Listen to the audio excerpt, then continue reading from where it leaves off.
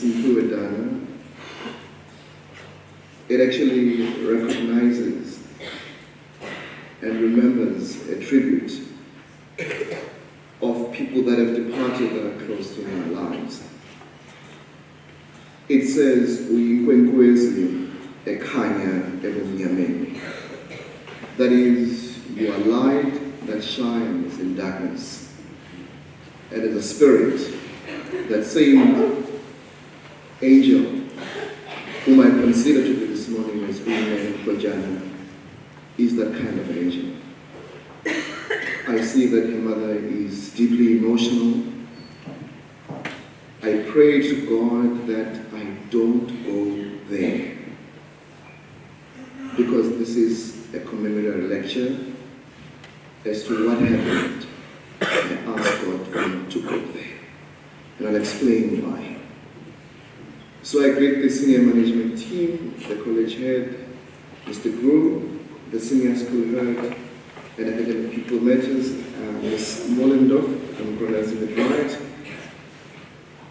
the senior school head operations, Mr. Wright, and the head junior school, Mr. Hugh, Mrs. Wilson, Ms. Grisel, and our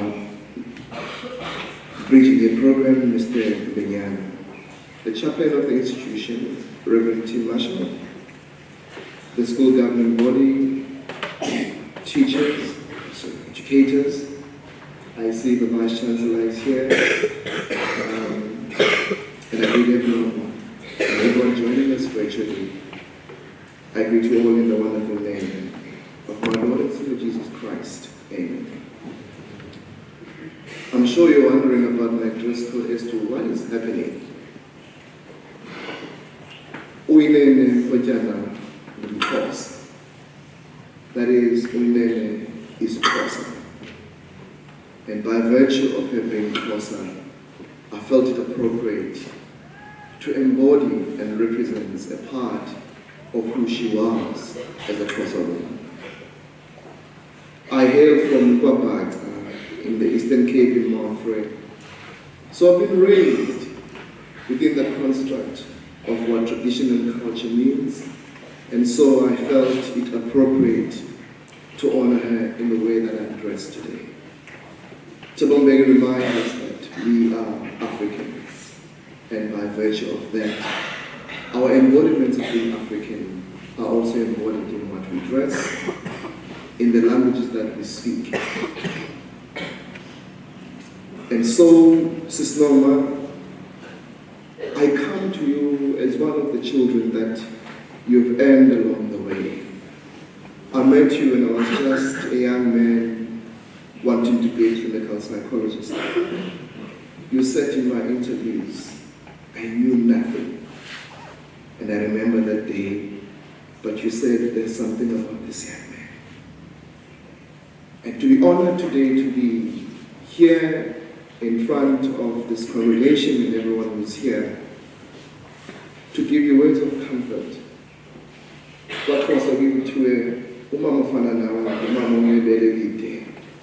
That is a woman that is able to feed many kinds of children, and I'm one of those today.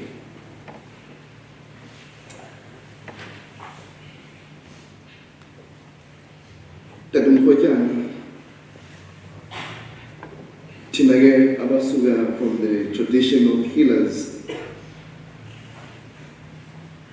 I asked, for those who do not know, I'm a spiritual healer, but the other guy that throws bombs and stuff.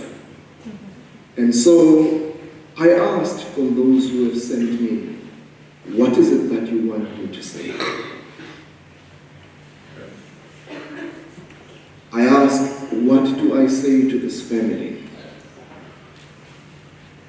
I understand that at the end of the day, the appropriate diagnosis that I may give could be grief, could be depression, could be trauma, and all kinds of things. But I was told to tell you that God is still good. may not make sense as to what does it mean for Uthixo ulungile nakalunje. As a preacher, I believe that we're in the time of Lent, we're in a time closer to the cross. Yesterday it was Palm Sunday that reminded us of the journey of Christ towards the cross. And today we're commemorating this lecture, and it reminds you of the cross that you carry every day. We don't know what it means for you to go through what you go through every day. And I suppose when we talk about grief, it's a very difficult thing for you. But I want to honor you for gifting us with your pain, of allowing us to celebrate Uyinene in the way that we are doing. I don't take that for granted. For you to gift us with the celebration of honoring Uyinene Mrwetyana's life. The theme for my keynote address for today is liberating masculinities, reconfigurations of positive and healthy masculinities. And I suppose that with this idea of liberating masculinities, it stems from the idea of the construct of toxic masculinity, a construct that I really battle with it. But theoretically it makes sense. But before I go there, I want to touch on some elements that I got to discover about Uyinene's life as we remember her. In my simple description, I describe Uyinene as an indigo child. One that displays outstanding attributes and unique traits that make you wonder as a parent. Indeed, I suppose that when you say Uyinene, there was something inherently beautiful about her that you didn't know, but by virtue of saying Uyinene, there's something that I believe that it was inherent about her. Uyinene was a special child. Her intellectual capacity and ability to reason made her to stand out. There is no doubt that she would have been one of the exceptional academics and social scientists of our time. You also introduced me to her musicality, as she was a musician. She loved to sing. One of the most exciting parts of her was that she was a fashionista. I mean, a cool kid kind of looking person. I'm sure you just checked her Instagram page that is still there. She killed it. Right. You know when cool kids dress, and you can imagine those baggy jeans, and, guys, that kind of way.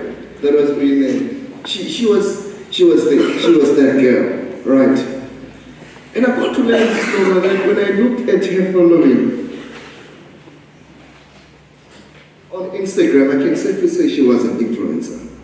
When you hit 20,000 followers, you're getting there. So she was there, quite an influential person that commanded attention, and by virtue of that, I'm not surprised. And one would wonder, why commemorate her life when gender-based violence is an everyday reality for a number of women in South Africa? I suppose this day is not essentializing her exclusivity, but we're using her as a model of helping us to think and engage with what it means to be in a country where violence, femicide, and the killing of women and young children is a reality. And so we are using this day as a commemoration of saying to our people in our country, enough is enough. And when we talk of gender-based violence, it's a very painful thing.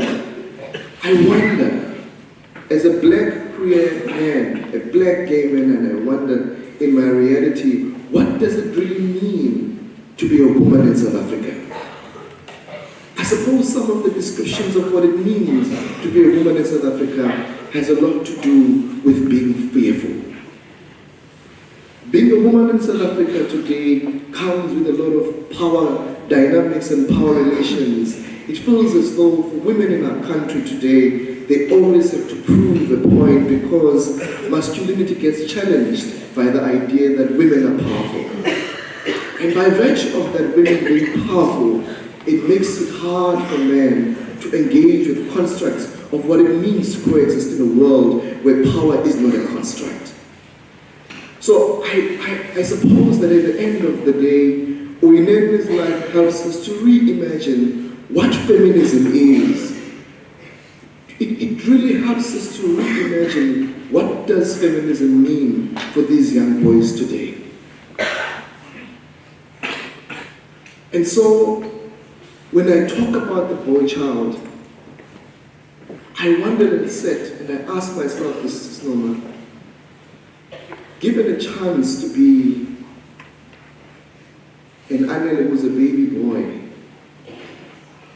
what would be his greatest wish as a young boy that he wanted to be taught by society? And I suppose there's a reason why we chose the boy child as a theme this year. Hence my title, Liberating Masculinity and Reconfiguring Ways of what it means to teach young boys in South Africa. I reflected and I said, as a young queer boy, I would have loved to raise and understand the concept of self-love. At the beginning of it all, we believe that love equips people to love themselves without fear and to deeply care for humanity. And I wish, as educators, we can teach our young boys what it means to love themselves.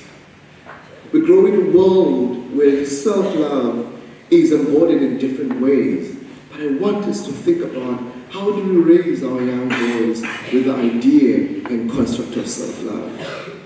Young boys, do you love yourselves? Do you do?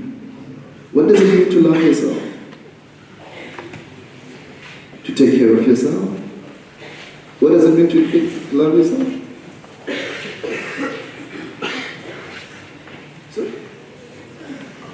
I love the idea of self-care, and I suppose educators will agree with me. Self-care is so difficult as adults. To hear young boys talking about self-care, and we can break it down. The idea and the construct of the current existing notion of self-love, we have seen it on social media. For most men, comes with the expressions and embodiments of how good-looking does your body look. But I really want us to teach our young boys to start from within, to reimagine what does self-love looking from within, without looking at external factors that makes you look appealing and use that as a tool for your power and constructs later in life. I would really have loved my father to teach me what it means to be a gentleman, what it means to be kind, what it means to be compassionate, and what it means to be empathic. I suppose it's so easy sometimes to let that role be that of a mother, to do the softer inner work of compassion, of kindness, and wound. But I would have loved a father who was present to teach me what that experience feels like, for my father to break down in front of me, for my father to cry in front of me, and for my father to tell me, when I'm emotional, it is okay. Have we gone that far to normalize what it means to be okay for our young boys? Where we teach them that to be compassionate, it does not need gender. I always say to people, the most precious thing in life is that gender knows no emotion. Sexual orientation knows no orientation. Basically, to feel is an element of being human. So how come do we deprive our young boys by telling them that compassion is a female thing, whereas it is a human trait? I joke with my friends and say, you can imagine what it takes for a man to be a psychologist. It takes a lot. Because what the training then does, it helps to deconstruct all the notions and forms of what you were taught about feeling. I mean, I'm a feelings doctor, right? I ask people every day, how do you feel? Where are you emotionally and all of that? Without compassion, without empathy, I don't think today I would have been a psychologist if I was not socialized to understand that to be a psychologist goes far beyond gender constructs, but it is a profession that helps me to engage with emotions every day. I would have loved to be taught that masculinity is a social construct and manhood is a choice that you make. I really, Headmaster, want us to think about what does it mean for us to teach our young boys the concept of boyhood, but prepare them for what manhood will come with. I would have loved to be taught that the world can operate from a non-gender conformity perspective. The gift of seeing beyond genderedness, but experience the ultimate joy of what it means to be just human. If we can reconfigure that idea of teaching our young boys gender non-conformity, not tied to sexual orientation, but to really engage in what it means to see us as humans more than just gender. I would have loved to understand that being a boy and being a man later does not give me privilege to dominate over women. Can I have water?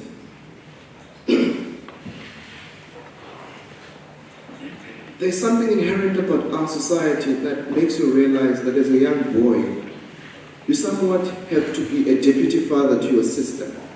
Have you seen that? Because you just have to be this person that shows the power to protect. But can we teach our young boys to shift from being protectors, but to be more comfortable human beings, that they understand that the protection that they have to give does not come with dominance.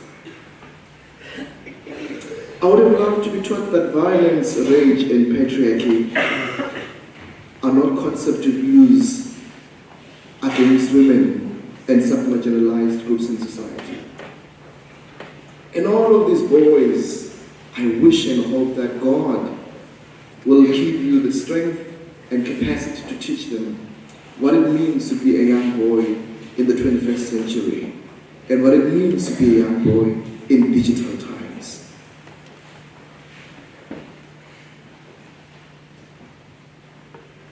At the end of it all, I ask myself, so then what does this mean for young boys? You know, Sister, I grew up being told as a young boy that I was soft, I was gay, there's a word that they use, demorphy, and all of those things. And for some reason, I struggled to exist in the world because I sat with an identity and an embodiment that was difficult. And I wonder how then do we create possibilities of young boys who do not identify as heteronormative? Because at the end of the day, that kind of a boy does not see the world in the concept of a heteronormative world. Hence my interest in queer studies to really reconfigure as to what are some of the possibilities of thinking around raising a young queer boy.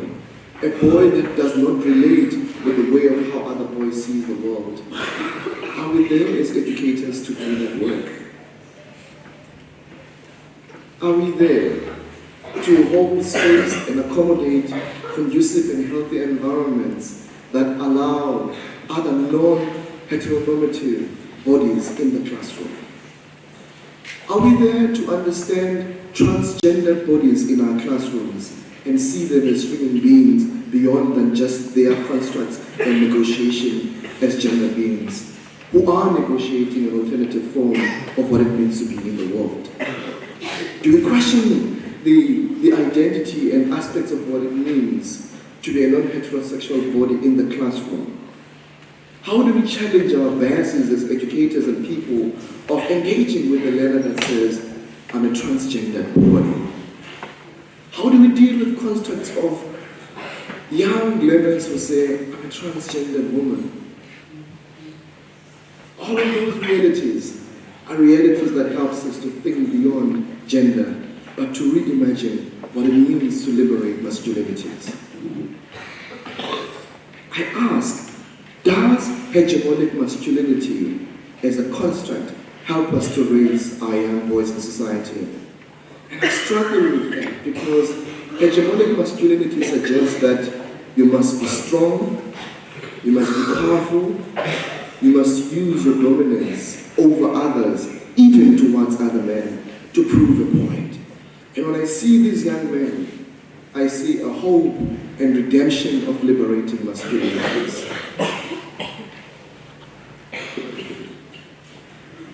I suppose anyone who does work on young boys and men, we need to really rethink the construct of hegemonic masculinity, because to some extent it doesn't really help us to unpack and raise the kind of a boy that will be soft and be comfortable base of mostly accommodate space for vulnerability. I believe that if we can teach our young boys vulnerability, we'll teach them what it means to be in a world in a way that allows them to not be anything fixated on what is on their genitalia, but to see them as human beings. My hope and prayer is that we will teach young boys who will understand that gender-based violence is hurting. To understand that everything that you do, you need to consider, would it be able for you to accept any kind of a difficult thing done to you? No one would want to leave this world through the pain of gender-based violence. And again, this is Norman Mrwetyana, thank you for using your child as an embodiment of helping us to reimagine and to feel what it means to be human again. So the premise of this lecture for me is therefore that in spaces where there are limited models of masculinity and prevalent form of manhood that supports violence, control over women, and the marginalization of sexuality and gender people, and the idea of good children is unquestionable. It is necessary to contribute to the creation of additional and particularly progressive models of masculinity. I believe with the assistance of some of the theoretical available literature around tools, we will seek then to imagine how we question the dominant understanding of masculinity, femininity, and gender relations often conveyed in the media and other text and in everyday interactions. I hope to convey and support other available and imagined versions of being and relating in the world. I argue, instead of masculinity seen as an historical, cultural rigid trait fixed of having a genitalia, for example, I hope and pray to open up a view where masculinities are not seen as essentialized qualities of men and boys. Rattel argues that the objective is to contribute towards freeing men from oppression's notions that conceal masculinity and relations between men, women, sexually non-conforming persons, and children. Lastly, what does a making of an African boy child look like? I suppose in the Western construct, the dominant concept of masculinity considered a Western, Eurocentric kind of man. But for me, I asked, what does it take to raise an African boy child? Educators, are we there? To think of possible ways of what an African child looks like. I do work on indigenous knowledge systems, importantly on expressions and markers of manhood through what we call Ulwaluko Wakhosa. My work explores the psychosocial significance of Ulwaluko in the making of men. In the Xhosa context, you start by being called Inkwenko. Those who are Xhosa born would know them. You are called Kwedini, Inkwenkwe, and all of those things. Suggesting that you are born. But there's a certain time in the life of a transition of a young Xhosa boy that they have to transition through a rite of passage called ulwaluko. I'm sure teachers, you have seen that, where young boys go to the mountain and come back. My work is not interested in the medical science of it. I know during June season, November season, all we know, it's both circumcisions, boys dying and all of that. But I'm not about suggesting that idea. I'm suggesting around the possible way of how some constructs of Xhosa masculinity are constructed. Through this practice, in one of my books, a chapter I contributed, Reclaiming the Significance of Ulwaluko in the Eastern Cape. Interestingly, I did the study here in Grahamstown, Georgia. I realized that through this practice, young boys are taught inhlonipho. That is, young boys are taught respect for self and respect for others. Secondly, through this practice of reimagining what an African child and an African young man looks like, they are taught uktobeka, that is humility that goes far beyond gender constructs.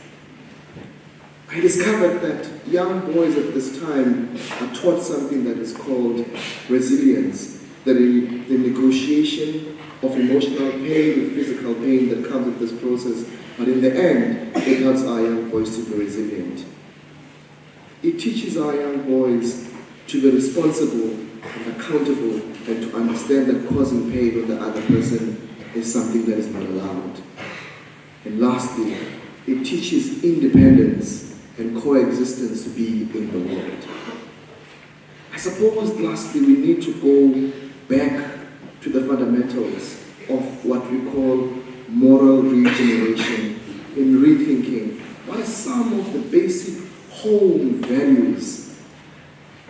And I'm happy that we're in a Christian school of inculcating virtual values. I suppose that Christ, Tim Marshall, was the greatest man of all times.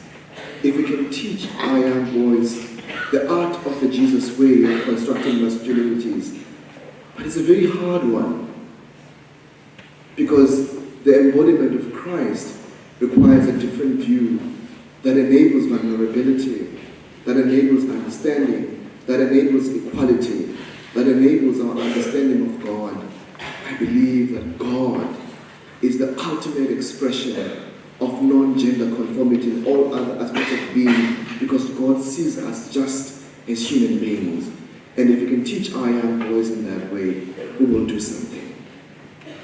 I hope for a systemic perspective and view of how to liberate masculinities. I want to suggest that we need more programs for young boys. There's a girl child to work program, there's Women's Day, there's everything. I wish that Kingswood can have a boys' day. A boys' day, and talk soft things on that boy day. Not what it means to be a strong boy, but it means to be a playboy who is good at soccer, good at sports. But what does it mean to be a good citizen? What does it mean to be human? What does it mean to understand gender-based violence from their own subjective experiences? Mr. Guru, it's a challenge to you to invite all of these young boys from primary to where they are now, so that we can teach them what it means to be a boy child. And I suppose today, boys, you will really ask yourself a question: when I grow older, what kind of a man do I want to be? Right? What kind of a leader do I want to be? Do I want to be a perpetrator or an activist? Do I want to be someone who's just a cool guy that understands that my role in society is just to be and to change society? And for our young girls, I really hope that we will really recreate spaces of empowering our young girls to understand that they are powerful beyond measure. That there's something inherent that goes far beyond than just you being constructed as something and as anything that people can do, especially what men can do to you. Sister Norma and the Foundation, my plea to you, in fact, before I came here, I did something like a campaign of some sort. I want us to go and check how does the balance look like after this campaign, right? As a brand influencer and influencer, I use my influence to say, can you please pledge? Because we need more money in the foundation to do most work, mostly in rural areas. So today I commit myself, Sister Norma, and you director, for you to use me as your social media face on gender-based violence and to use my social capital in society. I'm partnered with Unilever, Global Unilever. I'm partnered with Dove Plus Men in Care. If you need partnership there, we'll figure a way for Dove to sponsor that. I'm partnered with various brands that do work on men and masculinity. I'm partnered with Uyinene and SABC. Every Monday I do a talk on matters to do with men and healing. So I use those spaces for my influence and I offer that as a gift to the foundation to say that I'll use my capital as just a tool drops in to make sure that the work of gender-based violence gets reconfigured in South Africa. And thank you for having been so kind and warm to Cherilise, to the school management. I have never felt this special. Kingswood is the best.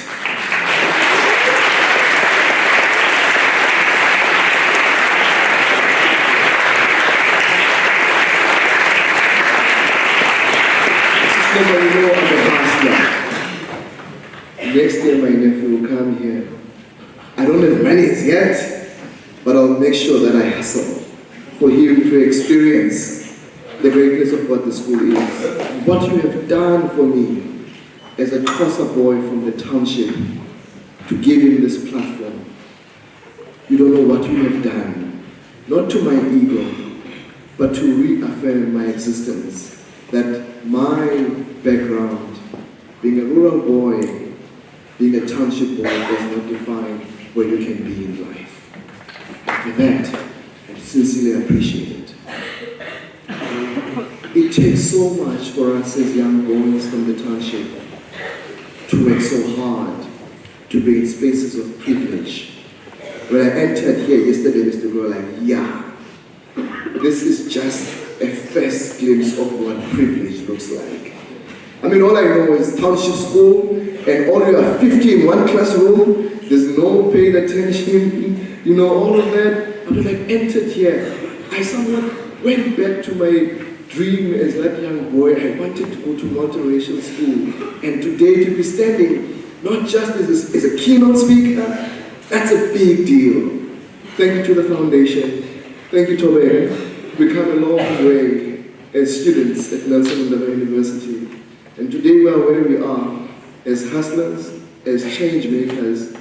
And to all of you guys, may the love of God and everything that surpasses human understanding, I pray that God protects these beautiful scientists, these beautiful social scientists, these people who are the future. And I believe that through education, we can empower them to understand that resistance to notions of patriarchy. These young girls will have the tools to say, not to me. These girls will say, not in my name. And for you young boys, may you be blessed with so much love and courage. Thank you.